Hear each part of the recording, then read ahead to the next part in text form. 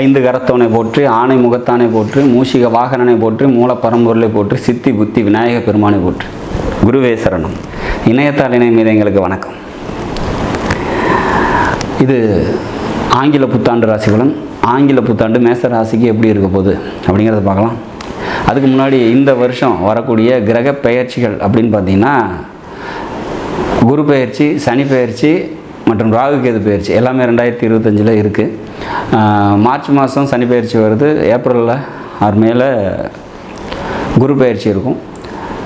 ராகு கேது பெயர்ச்சி இந்த இயர் எண்டில் இருக்குது. சரி, எப்படி இருக்க போகுது இந்த வருஷம் மேசராசியை பொறுத்த வரைக்கும் அப்படின்னா, இது வரைக்கும் உங்களோட ராசிக்கு 6-12 நன்மைகளை தந்துட்டு இருந்த ராகு கேதுக்கள் இந்த வருஷத்தில் பயிற்சி ஆகிறாங்க. 3ஆம் வீட்டில் இருந்த குரு பகவான் வந்து பல நன்மைகளை கம்யூனிகேஷன்ஸ் மூலமாக தந்திருப்பார்.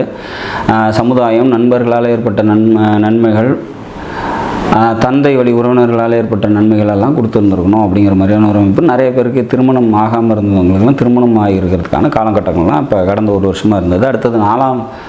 அடுத்தது உங்களோட மேசராசிக்கு 3ஆம் வீட்டில் போய் இருக்கக்கூடிய நன்மைகள் அப்படின்னு பார்த்தீங்கன்னா, 3ஆம் வீட்டில் குரு இருக்கும்போது உங்களோட 7ஆம் வீட்டையும் பார்வையில் வச்சுருப்பார். பட் லாபஸ்தானத்தையும் பார்ப்பார்.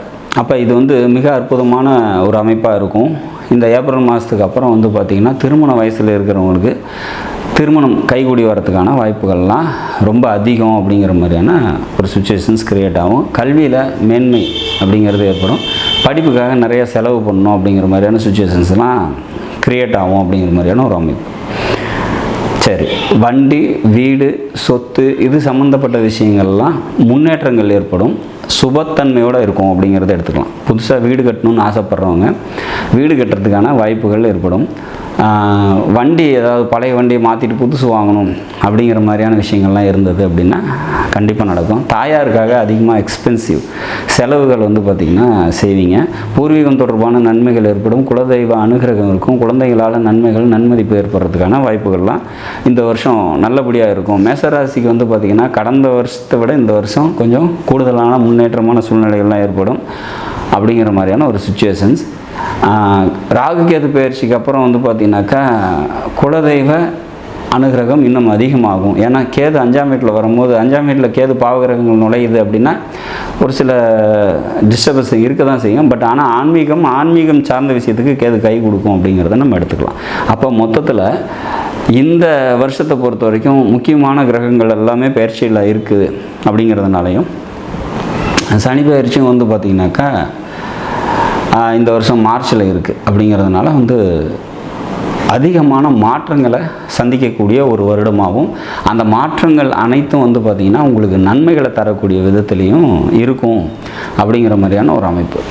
இந்த குரு பகவானோட நன்மைகள் மேலும் அதிகரிக்கிறதுக்கும், திருமண வயசில் இருக்கிறவங்களுக்கு சீக்கிரம் திருமணம் ஆகிறதுக்கும் வந்து பார்த்திங்கன்னா பெருமாள் வழிபாடு ரொம்ப கூடுதல் சிறப்பை வந்து பார்த்திங்கன்னா உங்களுக்கு தரும் அப்படிங்கிறத நம்ம எடுத்துக்கலாம். மொத்தத்தில் இந்த வருஷத்தை பொறுத்த வரைக்கும் பொருளாதாரம் நல்லாயிருக்கும். வண்டி, வீடு, வாகனம், சொத்து இது சம்மந்தப்பட்ட விஷயங்களில் முன்னேற்றங்கள் ஏற்படும்.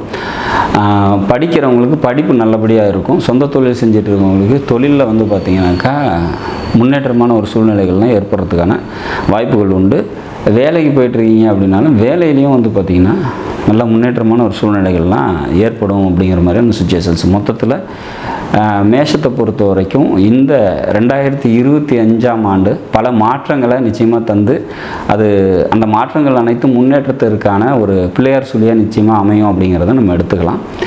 மேசராசியை பொறுத்த வரைக்கும் இந்த வருடம் 2025 பல நன்மைகளை தந்தே தீரும் அப்படிங்கிறது உறுதியாக சொல்லலாம்.